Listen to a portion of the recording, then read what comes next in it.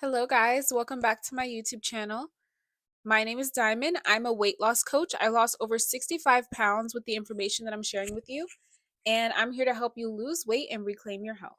So, in today's video, we're going to be discussing 5 food groups that people think are good for weight loss, but they're not. And a couple of them might be kind of controversial, but I do want to discuss this because one thing about me and my coaching, I am very much more on the side of health and focusing on your health first before you try to lose weight. Okay. When you focus on your health, weight loss will follow. If you just focus on your weight loss and you only care about calories in, calories out, you don't care about the health aspect, you're not going to see the long term results that you're looking for. You may still have binging issues. You may still have an addiction to sugar. So, my coaching is more of a health based approach where we focus on reversing the underlying cause of obesity, which is insulin resistance, in order to get your body into a state of fat burning and get rid of the binging issues and cravings that are causing you to overeat and feel like you have no control over your eating habits. So, with that being said, let's get into the first food group that a lot of people think is healthy for weight loss, but is not. Now, the first one that I'm going to mention, and this is not in any particular order, this is just, a list of 5 food groups that a lot of people think are healthy, but they're not. The first one I'm going to mention is whole wheat bread or whole grain bread. And the reason why I'm bringing this up is because in my coaching calls, I notice whenever I ask them what they tend to eat in a day or what they tend to eat when they're on their calorie deficit, they tend to be eating a lot of bread, and they specify that it's whole wheat or that it's, whole grain, and thinking that that's actually making a huge impact. Now, I know a lot of people get whole grain bread instead of white bread in an attempt to be healthier, and while it is a slight bit better in a sense where it does have a little bit more fiber, it's still contributing to a high glucose spike and a high blood sugar spike, which is spiking your insulin and still contributing to insulin resistance issues. And so I always tell them to cut out the bread, even if it says whole wheat, even if it says fiber. And also, I'll also mention, do not even do the keto breads. Majority of the keto breads out there that say like, oh, like 3 grams of net carbs or 2 grams of net carbs, they tend to put a lot of starches in there anyway. And these starches, like resistant wheat starch or tapioca fiber, these type of starches, they technically wouldn't classify as a starch, but they're still really high on the glycemic index. And if you don't know what glycemic index is, it's basically a measurement of how much it affects your blood sugars. So these, even the keto breads, they tend to, not every single one, because I did find a couple good keto breads, but majority of the processed foods out there or the breads out there that say keto friendly or low net carb, they'll still put high starch ingredients in there that technically don't classify as a carb. So even if you read the nutrition facts, it'll say low carb, but then the ingredients will have like resistant wheat starch, and that's even still really bad and it's still affecting your blood sugars. But that's kind of besides the point. The point is, I wouldn't do bread in majority. I wouldn't do the wheat bread, even if it says high fiber, even if it says whole wheat or whole grain, because there's not enough fiber in there to combat the glucose spike that is happening. And it's also in the way of your fat burning. It's actually, whenever your insulin is high, you're not in a state of fat burning, and you want to keep your insulin. You don't want to spike your insulin or your blood sugar. And so you want to make sure that you're not eating something that is spiking your glucose levels. Now, the second one that I'm going to bring up, you guys might think is quite controversial because every time I bring this up, people are like, what? Like, how could you say this is not good for weight loss? But I'm going to explain. So, the second thing that a lot of people think is healthy for weight loss but is not is high sugar fruits like apples, bananas, mangoes, grapes. I always tell my clients cut these things out. Now, a lot of people say, "Well, it's a fruit. It's obviously it's healthy. How could you say not to eat a fruit if I'm trying to lose weight?" People always say an apple a day keeps the doctor away. Well, here's the thing. They're still high in sugar. And even though people think that natural sugars are different, they're not that much different. Yes, they're better.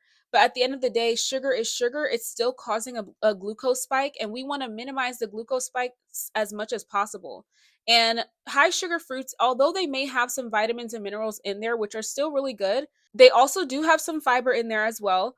But it's not enough fiber to buffer the effects of the sugar that it's these high sugar fruits are having.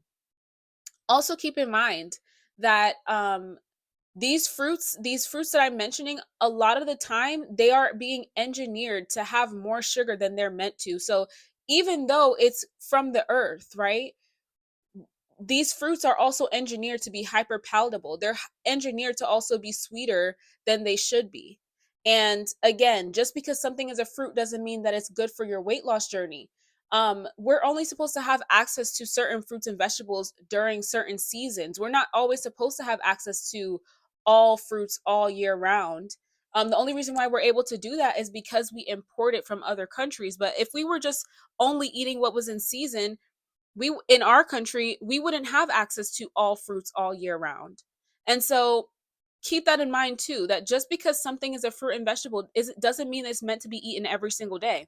It doesn't mean it's going to be good for your weight loss journey. And every single time I've gotten my clients off the wheat bread, off the high sugar fruits and all the other stuff I'm going to mention, they definitely saw an increase in their weight loss. They saw a decrease in their cravings and sugar addictions and issues. It has also helped them reverse their insulin resistance. But before we get into the third food group that people think is healthy for weight loss but is not, I do want to mention my new coaching service. I'm offering a 1 month coaching service where I coach you through the process of transitioning your body into ketosis. Now, if you don't know what ketosis is, it's basically how you get your body into a state of fat burning. It's how you teach your body how to burn fat for energy, how to burn your body fat for energy so that you're no longer relying on sugar for energy, which causes cravings, insatiable hunger, and binge eating issues. I am going to be offering 4 coaching calls in a month, so 1 per week.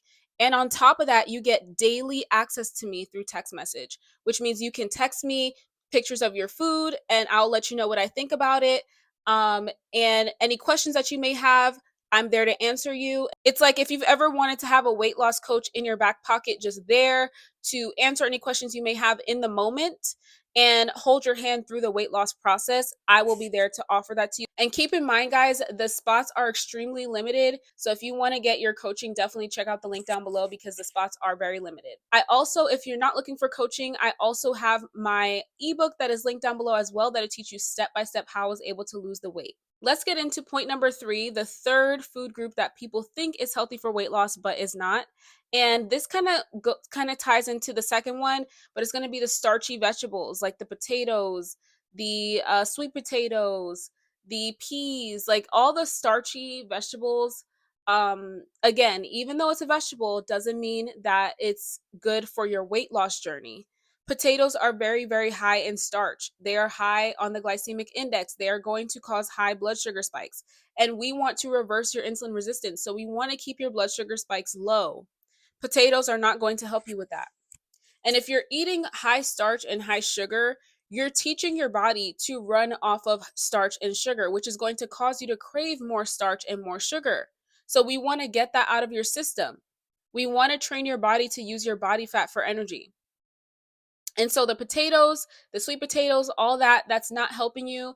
It's actually taking your body out of a state of fat burning. And again, while it offers some vitamins and minerals, because again, it is a vegetable, it's not enough fiber in there to buffer the effects of the starch. So I would always recommend, if you're looking to eat a vegetable, you should definitely have vegetables, just not the high starch ones. So I would always recommend like the broccolis and the cauliflower, asparagus, the low starch vegetables are always better. Now, the fourth thing that people think is healthy for weight loss but is not. And I had one client that was like super obsessed with this one. And once I got her to cut this out, she got rid of her sugar cravings completely. It was the oatmeal. The oatmeal. Y'all, I don't know what it is about people in the oatmeal. No, so number one, the oatmeal tends to have a lot of sugar, especially if you're getting the prepackaged oatmeal, like the ones in those little packets. They tend to have a lot of added sugar in there, which is already bad enough. But then oatmeal on its own, like the oats, right? There is some fiber in there. Again, it's some fiber in there. It's not enough to buffer the glucose spike. I would not do oatmeal on a weight loss journey because, especially when you're eating these things in the morning, it's spiking your blood sugar first thing in the morning. And then you're wondering why you feel like you can't stop eating, why you have all these cravings, why you keep wanting to snack and snack and snack, because you're spiking your blood sugar first thing in the morning with oatmeal. Oatmeal is not a great option. I would always recommend, if you're looking for breakfast options, to stick to like protein, like bacon, eggs, and like a high fat and a low carb breakfast. Like high fat and a good high fat option would be like avocado. So I would say like a good breakfast could be like eggs, avocado, and bacon, and maybe some cheddar cheese on the eggs or something like that. But that's a great breakfast option. I don't really like oatmeal because again, it's getting in the way of your fat burning. You want to be burning fat for energy, not starches, not sugar. So cut it out. A lot of the oatmeal options, they tend to have like at least 20 grams of carbs per serving, which is a high amount to eat in just one sitting. So I would not recommend to do the oatmeal for breakfast or ever, especially on a weight loss journey. Now, the final thing that I'm going to mention in this video, the final food group that people think is healthy for weight loss but is not, is cereal. It's kind of in line with the last one. Um, Especially, I mean, I think we all know the high sugar cereals with all the dyes are super terrible for you. I think we all know that. But then they also have these cereals out there that are like marketed as like healthy or heart health, like the Cheerios and all that. It's all carbs. It's all sugar. It's all turning into sugar in your body at the end of the day. So it's really not worth it, especially again, like I said with the oatmeal, first thing in the morning, having cereal first thing in the morning is a terrible option. Again, I would always stick to like eggs, bacon, avocado, protein in the morning, high fat in the morning is a better option rather than having cereal. And also the cereals tend to have lower nutritional value, although the companies like to market it as like heart health or healthy or fiber this or whatever. They'll put that, but it's very little nutritional value in there. So keep that in mind. So that's it, you guys. I really hope this video was helpful. Definitely leave a comment down below if you guys have any other video recommendation requests. And if you guys want to see something else from me, definitely let me know. Don't forget to like, comment, and subscribe, and I'll see you guys in my next video. Bye.